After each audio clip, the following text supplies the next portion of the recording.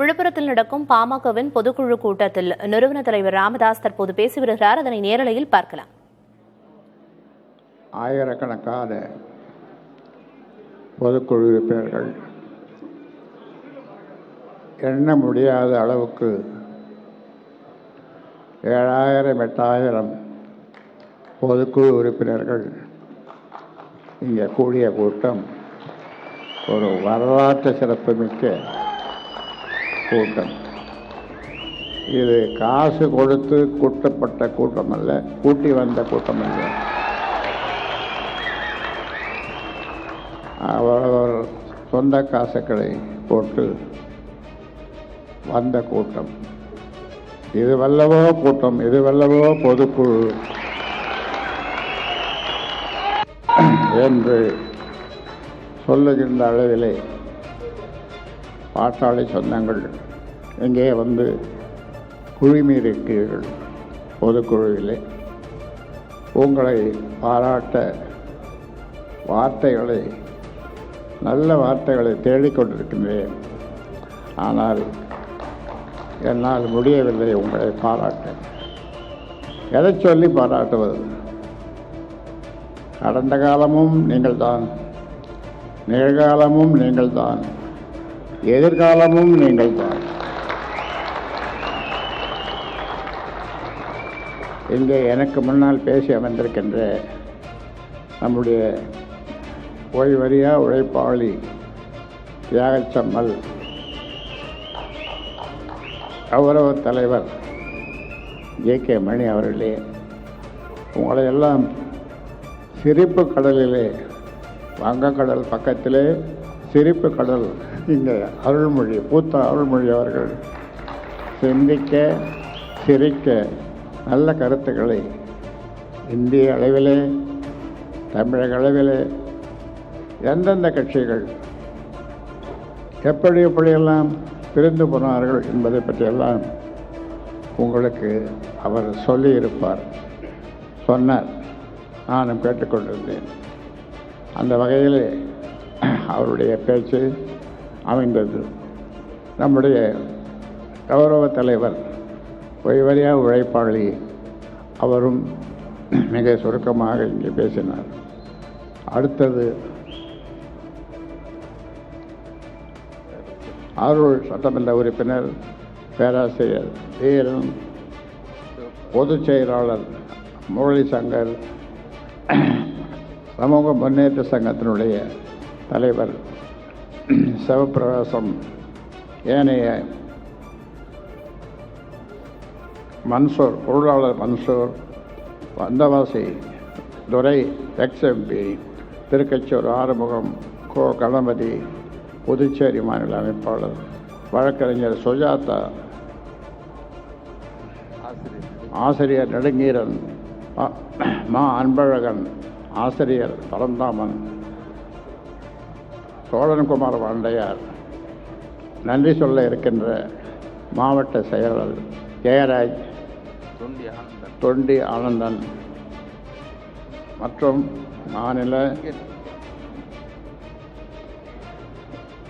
மாநில மாவட்ட ஒன்றிய நகர பேரூர் நிர்வாகிகளே, ஊடக நண்பர்களே, காவல்துறை நண்பர்களே, உயிரினும் மேலான என் உயிரினும் மேலான பாட்டாளி சொன்னாங்க அனைவருக்கும் வணக்கம், வாழ்த்துக்களை சொல்லிக்கொள்ள விரும்புகின்றேன். இங்கே படித்த 36 தீர்மானங்கள் இது ஏதோ ஒரு சமுதாயத்துக்கு மட்டும் அல்ல. நீங்கள் பார்ப்பீர்கள், தமிழ்நாட்டில் இருக்கின்ற இப்பொழுது ஜனத்தொகை 8 கோடி இருக்கும். இந்த 8 கோடி மக்களுக்கான தீர்மானங்கள் தான் இந்த 36 தீர்மானங்கள். ஆக பாட்டாளி மக்கள் கட்சிக்கு மட்டுமல்ல, இது ஒட்டுமொத்த தமிழ்நாட்டுக்கான தீர்மானங்கள். அப்படித்தான் நாம் எப்பொழுதும் பாடுபட்டு வருகின்றோம்.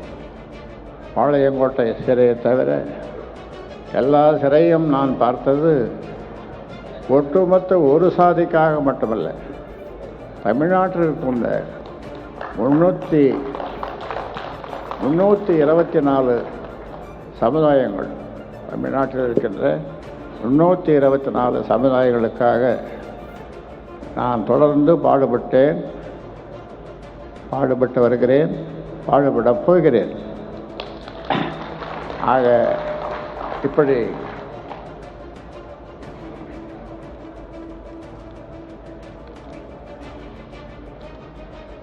நாம் எந்த பிரச்சனைக்காக, தமிழ்நாட்டு மக்களுடைய எந்த பிரச்சனைக்காக நாம் போராடாமல் விட்டுவிட்டோம்? எல்லா பிரச்சனைகளுக்காகவும் நாம் போராடியோம், எல்லா பிரச்சனைகளுக்காகவும் நான் அறிக்கை விட்டேன். எந்த பிரச்சனையானாலும் தைலாபுரம் தோட்டம் அதில் வசிக்கின்ற ராமதாஸ் என்ன சொல்லுகிறார் என்று நாளும் என்னை பார்க்காதவர்கள் அல்ல. வேறு எங்கும் யாரையும் அவ்வளவு எளிதிலே பார்க்க முடியாது. ஆனால் என்னிடம் வருவார்கள், இந்த பிரச்சனை அந்த பிரச்சனை என்று. எல்லா மக்களும் நான் இந்த ஜாதி அந்த ஜாதி என்றெல்லாம் கேட்பதில்லை. எல்லா மக்களுக்குமாக நான் பாடுபட்டு வருகிறேன். அந்த வகையிலே இந்த கூட்டம், இவ்வளோ பெரிய கூட்டத்தை நாம் கூட்டியிருக்கிறோம். இன்னொன்று, நீங்கள் எதிர்பார்ப்பது, நாம் செய்ய வேண்டிய போராட்டங்கள் நிச்சயமாக 2 இருக்கிறது. 10.5க்காக இந்த 10.5ஐ நாம் அதிமுகவுடன் கூட்டணி வைத்திருந்த போது 10.5 நமக்கு கொடுத்தார்கள். ஆனால் அந்த 10.5 கொடுத்தாலும் கூட அதை 115 ஜாதிகள் பயன்பெறுகிறார்கள். கலைஞர் அவர்கள், என்னுடைய மறைந்த நண்பர் கலைஞர் அவர்கள் கொடுத்த அந்த 20 விழுக்காட்டிலே 115 ஜாதிகள் பயனடை. ஆனால் அவர்களெல்லாம் இப்பொழுது ஒன்று சேர்ந்து உச்சநீதிமன்றம் வரைக்கும் சென்று விட்டார்கள். அவர்கள் எங்கே செல்ல வேண்டும், சென்றிருக்க வேண்டும் என்றால் என்னிடம் தைலாபுரம் தோட்டத்திற்கு வந்து நன்றி சொல்லியிருக்க வேண்டும். ஐயா, உங்களால் தான் என் பிள்ளை டாக்டர் ஆனான், உங்களால் தான் என் பிள்ளை பொறியியல் கல்லூரியிலே சேர்ந்தான், மற்ற படிப்புகளை படித்தான்.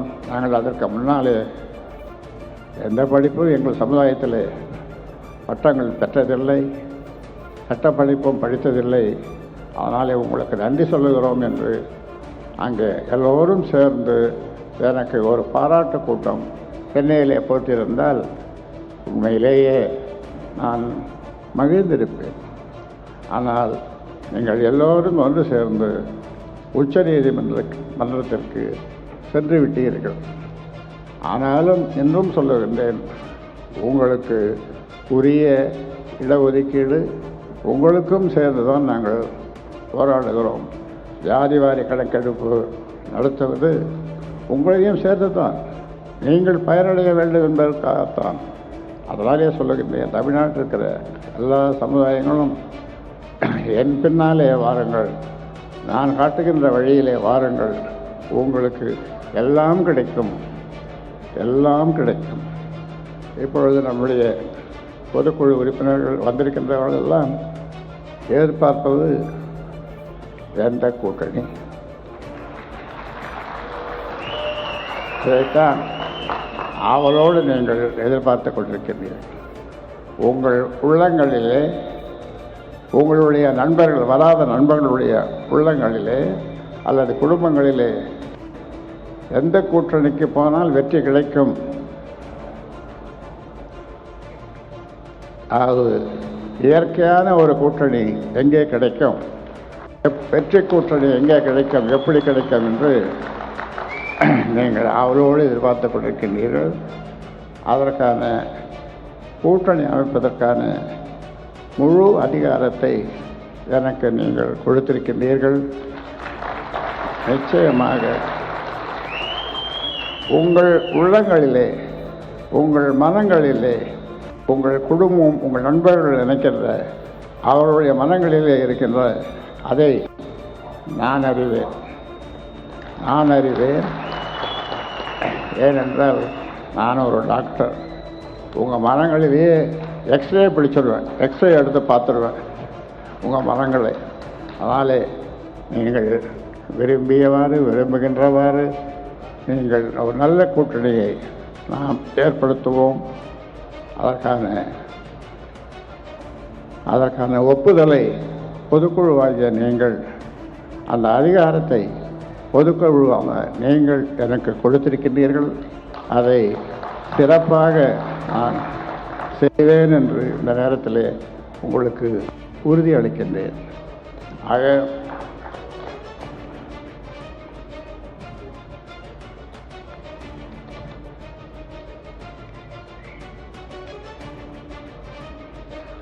இந்த சாதிவாரி கணக்கெடுப்பு 10.5க்காகவும் சாதிவாரி கணக்கெடுக்க வேண்டும் என்றும் முதலமைச்சர் அவர்களை கோட்டையிலே சென்று சந்தித்து 35 நிமிடம் ஒரு பேராசிரியர் பாடம் எடுப்பது போல பாடம் எடுத்தோம். ஆனாலும் இதுவரை பயனேதும் ஏற்படவில்லை. ஆக இந்த நேரத்தில் தமிழக முதல்வர் அவர்களை கேட்டுக்கொள்கின்றேன். நீங்கள் 10.5 சாதாரணமாக ஒரே வாரத்தில் கொடுக்க முடியும். இருக்கின்ற தரவுகளை வைத்துக்கொண்டு நீங்கள் கொடுக்க முடியும். ஆனாலும் இது செய்ய மறுக்கின்றீர்கள். இது இன்னொன்று சாதிவாரி கணக்கெடுப்பு, அது மத்திய அரசு தான் எடுக்கும் என்று சொல்லிக்கொண்டு தட்டி கழிக்கின்றீர்கள். நான் இந்த நேரத்தில் சொல்லுகின்றேன், உங்களாலே முடியும். பல மாநிலங்கள் அதை செய்திருக்கிறார்கள். நீங்கள் உங்களால் முடிவதை மத்திய அரசிடம் ஏன் விடுகிறீர்கள்? அதனால் அதையும் இந்த நேரத்தில் சொல்ல கடமைப்பட்டிருக்கின்றேன்.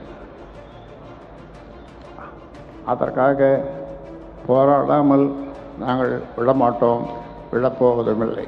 ஏனென்றால் இந்த மக்கள், தமிழ்நாட்டு மக்கள் எதிர்பார்த்து கொண்டிருக்கிறார்கள்.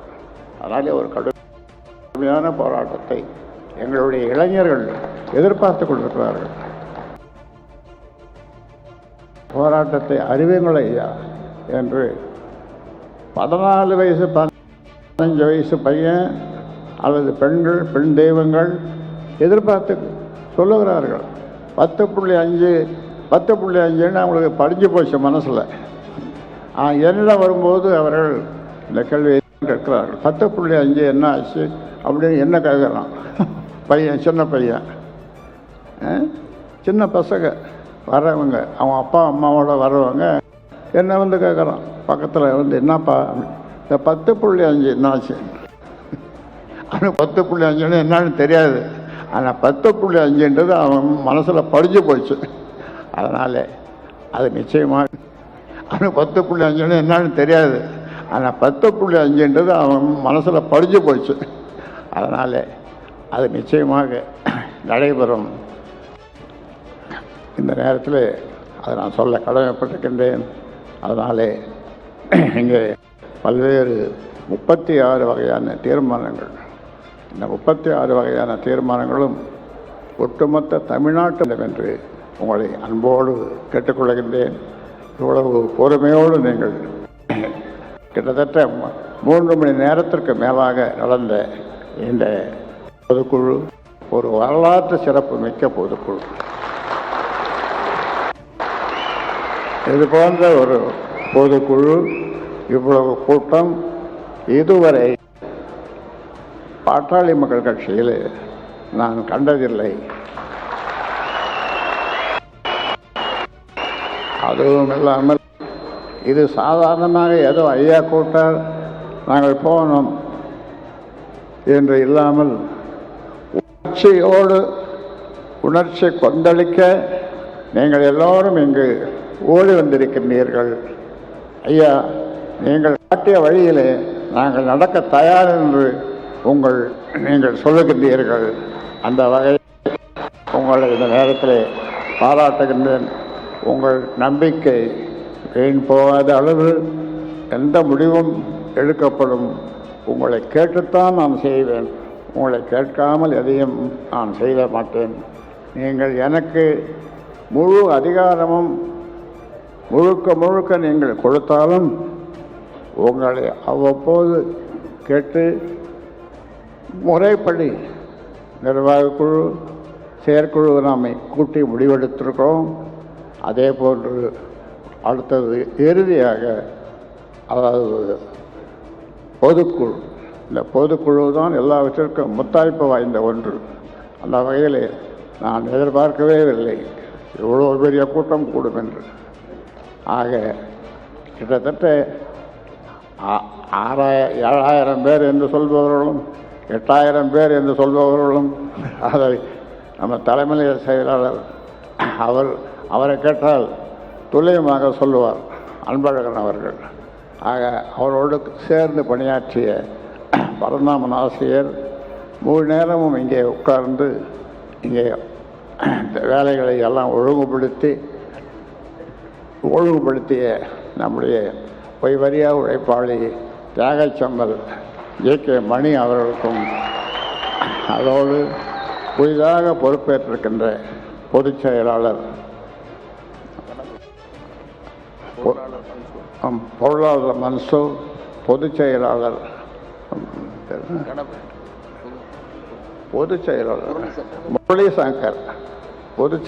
முரளி சங்கர், புதுவை மாநில அமைப்பாளர் கணபதி, ஏனைய மேடையில் இருக்கின்ற அங்கே வெளியில் இருக்கின்ற உட்கார்ந்து இருக்கின்ற ஆமாம்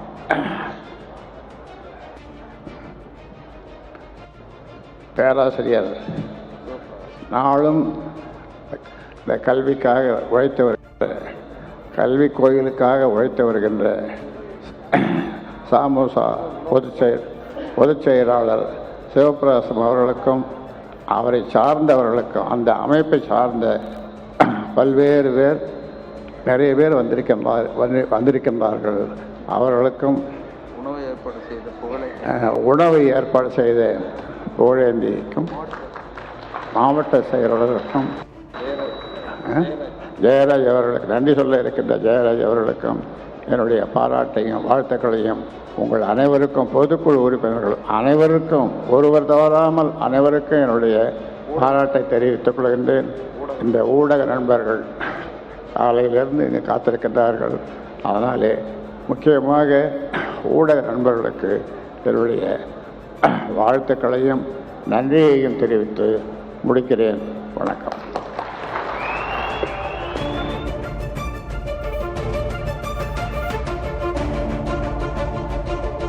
பாமகவின் பொதுக்குழுவில் பேசிய கட்சியின் நிறுவனர் மற்றும் தலைவர் ராமதாஸ், தொண்டர்கள் விரும்பும் வகையில் கூட்டணி அமைக்கப்படும் என்று உறுதி தெரிவித்தார்.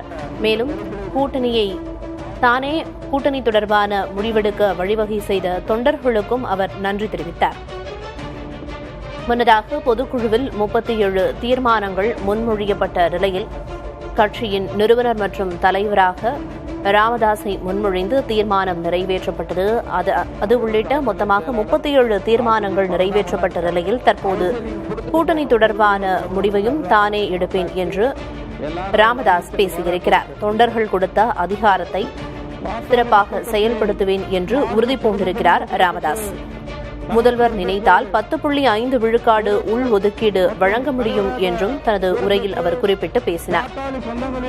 மேலும் பாமக தொண்டர்கள் விரும்பும் வகையில் கூட்டணி அமைக்கப்படும் என்றும் உறுதியளித்தார். தொண்டர்கள் கொடுத்த அதிகாரத்தை தான் சிறப்பாக செயல்படுத்தி காட்டுவேன் என்றும் அவர் உறுதி பூண்டிருக்கிறார்.